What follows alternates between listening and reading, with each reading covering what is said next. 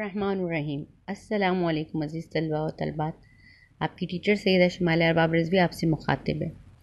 عزیز طلباء و طلبات، جیسا کہ ابھی ہمارے لیکچرز چل رہے ہیں قرآن کریم کے متعلق، تو آج جو ہمارا لیکچر ہوگا وہ ہوگا تاریخ قرآن سے متعلق۔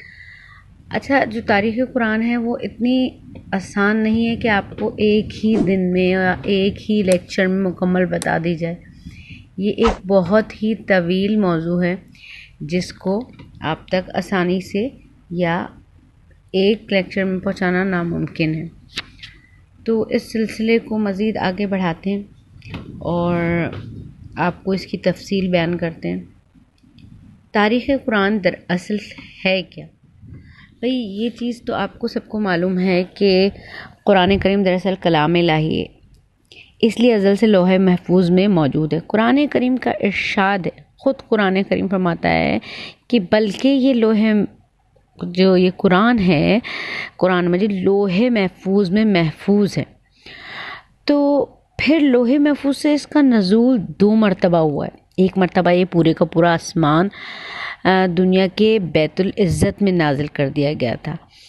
کیسے؟ بیت العزت جسے بیت المعمور بھی کہتے ہیں، یہ ہے کیا؟ یہ جگہ ہے جناب علی کعبۃ اللہ کے محاذات میں آسمان پر فرشتوں کی عبادت گاہ، جسے آسان لفظ میں اگر میں آپ کو سمجھاؤں تو جس طرح دنیا میں خانہ کعبہ کا اطراف ہے یا طواف کیا جاتا ہے، اسی طرح آسمان پر اللہ کے جو گھر ہے جس کو بیت المعمور کہا جاتا ہے، اس کا فرشتے ہر وقت طواف کرتے ہیں۔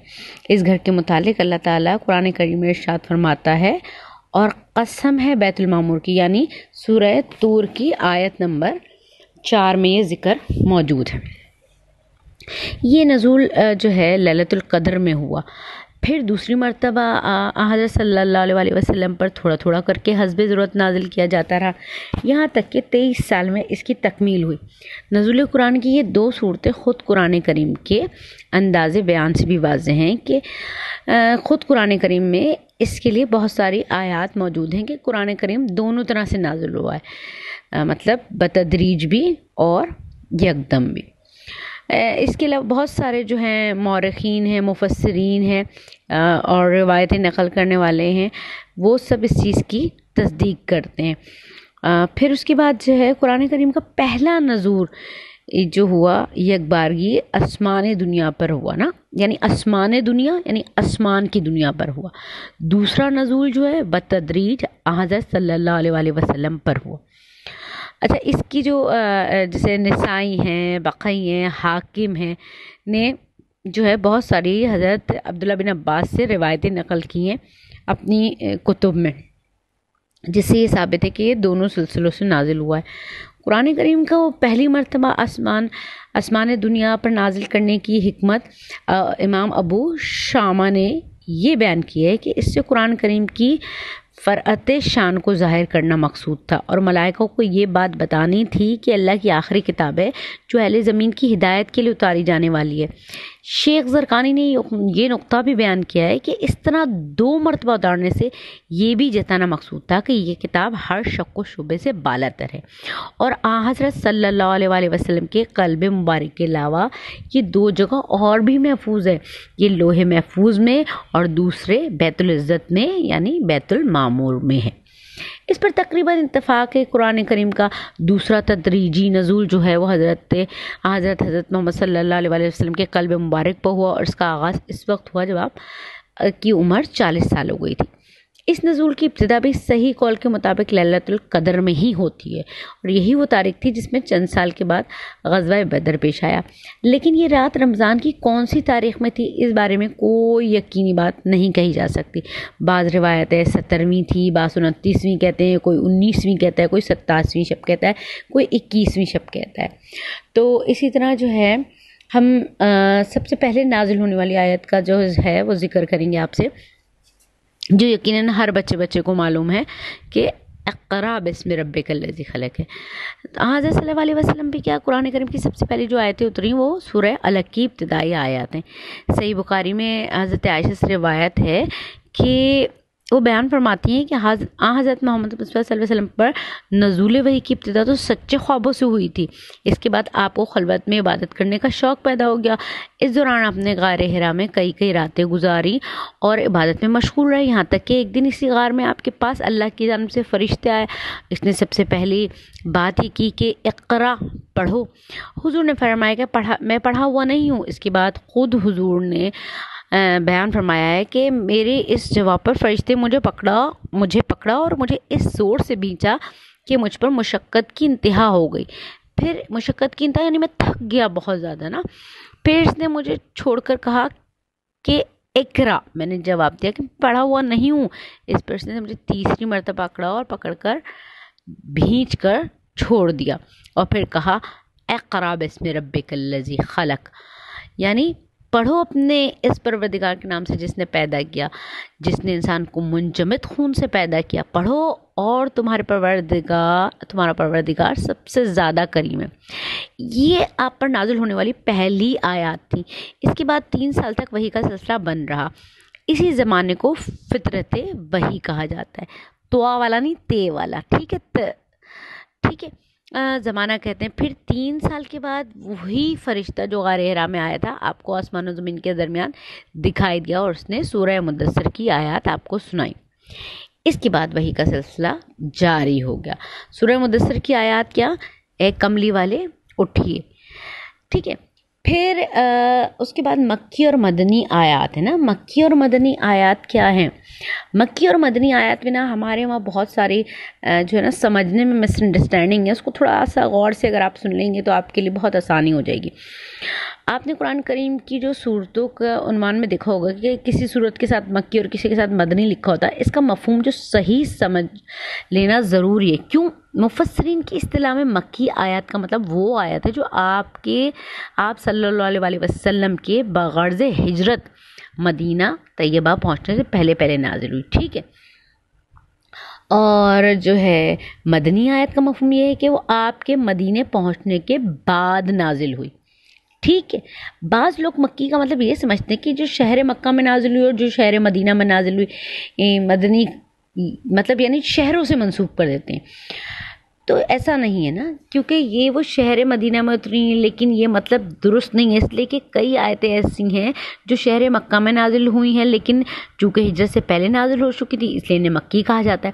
چنانچہ جو آیات منا، عرفات یا سفر یا معراج کے دوران نازل ہوئی وہ بھی مکی کہلاتی ہیں. یہاں تک کہ جو آیتیں سفر ہجرت کے دوران مدینہ کے راستے میں نازل ہوئیں مگر وہ مدنی ہیں. چنانچہ ہجرت کے بعد آپ کو بہت سے سفر پیش آئے جن میں آپ مدینہ طیبہ کی طرف گئے، سینکڑوں میل دور بھی گئے مدینہ سے. اس کے علاوہ آپ نے بہت سارے مقامات پر جو ہے نا یہ آیتیں نازل ہوتی رہیں جنہیں مکی کہا جاتا ہے. یہاں تک کہ ان آیتوں کو بھی مکی کہا جاتا ہے جو فتح یا غزوہ حدیبیہ، فتح مکہ یا غزوہ حدیبیہ کے موقع پر جو ہے خاص شہروں مکہ یا اس کے مضافات میں نازل ہوئی ہیں. چنانچہ جو ہے نا سورہ نساء کی آیت 58 میں ذکر ہے کہ یہ یعنی جو آیات ہیں قرآن کی، اب آپ سمپل سی میں آپ کو مثال دوں نا، جو شہر مکہ ہے اس کے مضافات میں نازل ہوئی. چنانچہ آیات قرآنی جو سورہ نساء کی ہے وہ مکہ مکرمہ میں نازل ہوئی ہے لیکن ہے وہ مدنی صورت. تو اب کیا ہے، پھر بعض صورتیں تو ایسی بھی ہیں جو پوری کی پوری مکی یا پوری کی پوری مدنی ہے. لیکن مثلا سورہ مدثر پوری مکی ہے، سورہ آل عمران پوری مدنی ہے، لیکن بعض مرتبہ ایسا بھی ہوا ہے کہ پوری صورتیں مکی ہیں لیکن ان میں سے ایک یا چند آیات مدنی بھی ہیں. اور بعض مرتبہ اس کے برعکس بھی ہوا ہے، مثلا سورہ اعراف مکی ہے لیکن اس میں کچھ آیات جو ہیں وہ مدنی ہیں. اسی طرح سورہ حج مدنی ہے لیکن اس میں کچھ آیات یعنی 4 یا 5 آیات ہیں جو کہ دوسرے شہر میں مطلب مکی ہیں. تو اسی سے یہ بھی واضح ہوتا ہے کہ کسی صورت کا مکی یا مدنی ہونا عموماً اس کی اکثر آیتوں کے اعتبار سے ہوتا ہے. اکثر ایسا ہوتا تھا کہ جس صورت کی ابتدائی آیات جو ہے ہجرت سے پہلے نازل ہو گئیں اسے مکی قرار دے دیا گیا، اگرچہ بعد میں اس کی بعض آیتیں ہجرت کے بعد بھی نازل ہوئی ہوں. صورت کی بات ہو رہی ہے. اس لفظ کو یا اس جملے کو آپ غور سے سمجھ لیں. دوبارہ ریپیٹ کر دیتی ہوں آپ کے لیے. دیکھیں کیا ہوتا تھا، عموماً جو ہے مکی اور مدنی صورتوں کا کیا کر لیتے تھے کہ جس صورت کی ابتدائی آیات ہجرت سے پہلے نازل ہو گئی اسے مکی قرار دے دیا گیا، اگرچہ بعد میں اس کی بعض آیتیں ہجرت کے بعد بھی نازل ہوئیں، یعنی ہجرت کے بعد یعنی مدینے میں نازل ہوئیں، اس کے باوجود بھی وہ جو ہے مکی ہی رہی۔ اسی طرح جناب عالیہ، اب ہم بات کرتے ہیں مکی و مدنی آیتوں کی خصوصیات نا، یہ بڑا آسان سا ہے، آپ کو سمجھنے میں آسانی ہو جائے گی نا، ڈفرینسیشن کرنے میں آسانی ہو جائے گی۔ علماء تفسیر نے مکی اور مدنی صورتوں کا استقرا کیا ہے؟ کسی نتیجے تک پہنچنے کے لیے تحقیق و چھان بین کرنا۔ اچھا جی، کیا ہے پھر اس کی بعض ایسی خصوصیات بیان فرمائی ہیں جن سے پہلی نظر میں یہ معلوم ہو جاتا ہے کہ یہ صورت مکی ہے یا مدنی۔ ان میں سے بعض خصوصیات قاعدہ یا کلیہ کی حیثیت رکھتی ہیں اور بعض اکثری ہیں۔ قواعد کلیہ کیا ہیں؟ قواعد کلیہ ہیں جناب علی، ہر وہ صورت جس میں لفظ کلا ٹھیک ہے ہرگز نہیں یعنی ناممکن ہو نہیں سکتا آیا ہے وہ مکی ہے۔ یہ لفظ 15 صورتوں میں 33 مرتبہ استعمال ہوا اور یہ ساری آیتیں قرآن کریم کے آخری نصف حصے میں یعنی لاسٹ پارٹ میں۔ پھر اسی طرح ہر وہ صورت جس میں حنفی مسلک سے متعلق یہ جو ہے مسئلہ ہے کہ کوئی سجدے کی آیت آتی ہے تو وہ مکی ہے۔ اسی طرح تیسرا جو اس کا ہے پہلو یا قواعد کہہ لیں آپ، وہ یہ ہے سورہ بقرہ کے سوا ہر وہ سورہ جس میں آدم و ابلیس کا واقعہ مذکور ہے، لکھا ہے، مذکور مانتے ہیں، وہ مکی ہے۔ یہ جو قاعدہ ہے التقیان وغیرہ سے ماخوذ ہے اور یہ اس قول کے مطابق تو درست ہے جس کی روز سے سورہ حج مکی ہے، لیکن اگر اسے مدنی قرار دیا جائے جیسے کہ بعض صحابہ و تابعین سے مروی ہے کہ سورہ حج اس قاعدے سے مستثنیٰ ہوگی، تو یہ مستثنیٰ مطلب اس سے کٹی ہوئی ہوگی، نہیں مانی جائے گی، اس کو اس چیز سے الگ سمجھا جائے گا۔ پھر جو ہے چوتھا ہے ہر صورت جس میں جہاد کی اجازت یا اس کے احکام مذکور ہیں وہ مدنی ہے۔ ہر وہ آیت جس میں منافقوں کا ذکر آیا ہے وہ مدنی ہے۔ اچھا، اور کیا ہے مندرجہ ذیل خصوصیات عمومی اور اکثری ہیں، یعنی کبھی کبھی ان کے اختلاف بھی ہو جاتا ہے لیکن اکثر و بیشتر ایسا ہی ہوتا ہے۔ جیسے کیا؟ مکی صورتوں میں عموماً یا ایھا الناس اے لوگوں کے الفاظ سے خطاب کیا گیا ہے، اور مدنی صورتوں میں یا ایھا الذین آمنوا یعنی اے ایمان والوں کے الفاظ ہیں۔ مکی آیتیں اور صورتیں عموماً چھوٹی چھوٹی اور مختصر ہیں، اور مدنی آیات جو صورتیں ہیں وہ طویل اور مفصل ہیں۔ اسی طرح مکی صورتیں زیادہ تر توحید، رسالت اور آخرت کے اثبات، حشر و نشر کی منظر کشی، حضرت صلی اللہ علیہ وسلم کی کو صبر و تسلی کی تلقین اور پچھلی امتوں کے واقعات پر مشتمل ہے، اور ان میں احکام و قوانین کم بیان ہوئے ہیں۔ اس کے برعکس جو مدنی صورتیں ہیں ان میں خاندانی اور تمدنی قوانین، جہاد و قتال کے احکام اور حدود و فرائض بیان کیے گئے، یعنی اسلام کو سمجھنے کی چیزیں اور اسلام میں رائج احکامات، ٹھیک ہے۔ پھر اس کے بعد کیا ہے؟ چوتھا جو اس کا پوائنٹ ہے وہ یہ ہے مکی صورتوں میں زیادہ تر مقابلہ جو تھا وہ بت پرستوں سے تھا، ٹھیک ہے۔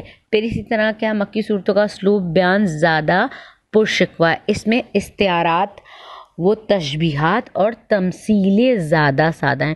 یہ شاید میں آپ کو دیکھیں اگر پچھلے لیکچرز آپ یاد رکھیں گے اور چیزیں یاد رہیں گی تو آپ کو میری اگلے لیکچرز میں پرابلمز نہیں ہوں گی۔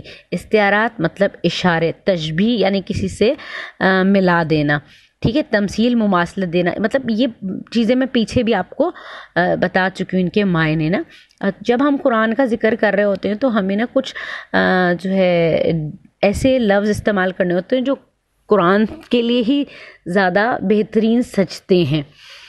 اچھا جی، تو پھر کیا ہے مکی اور مدنی صورتوں کے انداز و اسلوب میں یہ فرق دراصل حالات، ماحول اور مخاطبوں کے اختلافات کی وجہ سے پیدا ہوا ہے۔ مکی زندگی میں مسلمانوں کا واسطہ چونکہ زیادہ تر عرب کے بت پرستوں سے تھا اور کوئی اسلامی ریاست وجود میں نہیں آئی تھی، اس لیے اس دور میں زیادہ زور عقائد کی درستی، اخلاق کی جو درستی ہوتی ہے یعنی اصلاح کرنے پہ، بت پرستوں کی جو ہے مدلل تردید پہ اور قرآن کریم کے شان اعجاز کے اظہار پر دیا گیا۔ اس کے برخلاف جو مدینہ منورہ میں ہے ایک اسلامی ریاست وجود میں آ چکی تھی، لوگ جو ہے جوق تر جوق اسلام کے سائے تلے آ رہے تھے، علمی سطح پر بت پرستی کا ابطال ہو چکا تھا، تو اور تمام تر نظریاتی مقابلہ اہل کتاب سے تھا، اس لیے یہاں احکام و قوانین اور حدود و فرائض کی تعلیم اور اہل کتاب کی تردید پر زیادہ توجہ دی گئی ہے، اور اسی کے مناسب اسلوب بیان جو ہے اختیار کیا گیا اس کے مطابق جو ہے۔ اچھا، اب کیا ہے قرآن کریم کا تدریجی نزول جو ہے، کیا ہے بھائی؟